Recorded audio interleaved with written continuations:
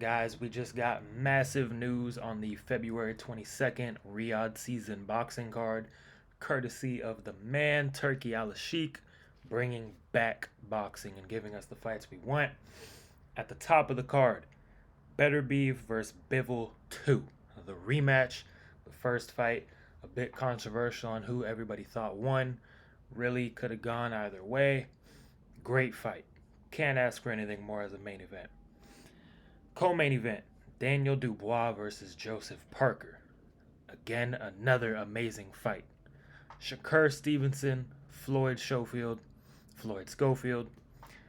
Carlos Adames versus Hamza Shiraz, Virgil Ortiz Jr. versus Israel Madrimov, Joseph Buatsi versus Callum Smith, and Zheli Zhang versus Ajit Kabayel. Guys, this is probably the most stacked boxing card I've ever seen, especially in my generation. We really have not gotten stacked boxing cards like this before Turkey came into the game, right? It used to just be a big main event and then nothing else on the card, maybe a good feature fight or a good prospect, but you never got a stacked card like this. Okay, that main event, Better Be versus Bivol, you have two of the pound for pound elite guys in the sport. Um, Controversial decision. A lot of people felt like Bivol took that one, myself included. One of the judges had it pretty wide on the scorecard, which was not accurate in my opinion. That fight was razor close, but I did have Bivol edging it 7-5. Not mad at it though, not mad at that decision, but they're running it back. That's all we can ask for.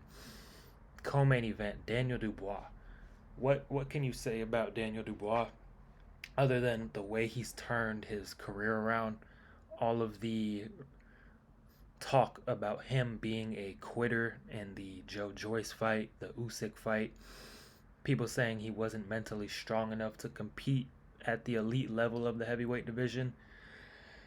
Guy goes in there and absolutely obliterates Anthony Joshua in his last fight. I think he's on a 6-fight win streak currently.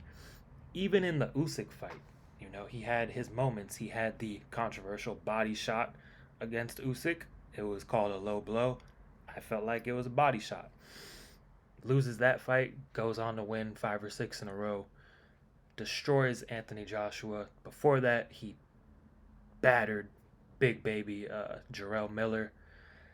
But that Anthony Joshua fight, I mean, he really showed he is evolving and he's on another level right now. And while that old crop of heavyweights ages out, your Deontay Wilders, your Anthony Joshua, your Tyson Fury, he's right in the mix now.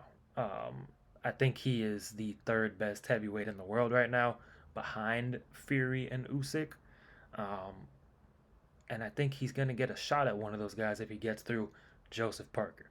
But we cannot overlook Joseph Parker.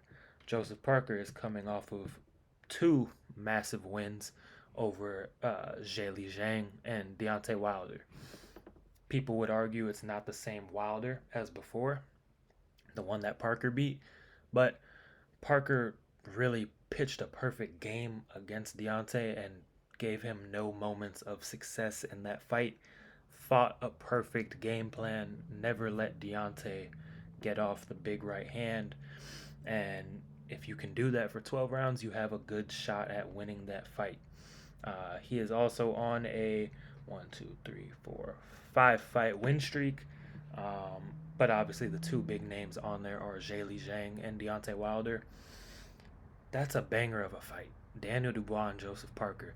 Whoever wins that is definitely getting the winner of Usyk and Fury. Ideally, as long as the sanctioning bodies don't get in the way, we should get the winner of this fight fighting the winner of that fight. Unless Fury and Usyk have a trilogy. If Fury gets that one back, that's another topic. Right under Dubois and Parker, we have Shakur Stevenson and Floyd Schofield.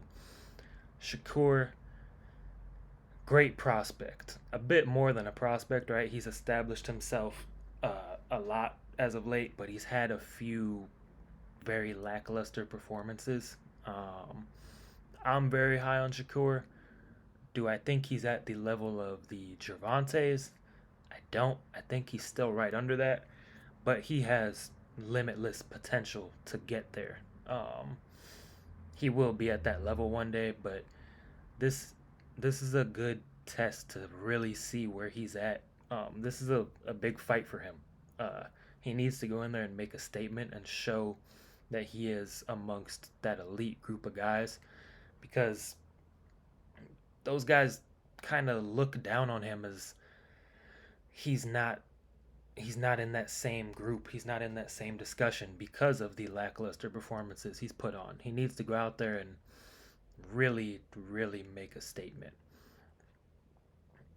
Virgil Ortiz Jr., Israel Madrimov.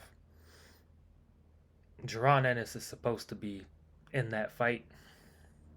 There's a lot of talk about Jaron Ennis ducking Virgil Ortiz Jr.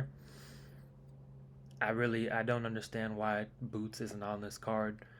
I wish he was because I think Boots is great. Do I think he's ducking? I mean, yeah, but not because he's scared necessarily. For whatever reason, we're just not getting that fight right now. But Virgil Ortiz Jr. and Israel Madrimov, that's a fantastic fight. Israel Madrimov just had a amazing performance against Terrence Crawford. A lot of people felt like he actually beat Crawford. Um, he kind of put a stop to Crawford's aspirations to get that Canelo fight. Um, but Madrimov and Ortiz, that's a banger of a fight. Joshua Buatsi versus Callum Smith, another great fight. Zheli Zhang on the card. He's either gonna knock someone out or he's gonna gas out. But this fight really is amazing. This whole card, this whole card is fantastic. February 22nd, RIYADH season. Beterbiev versus Bivol, Dubois versus Parker.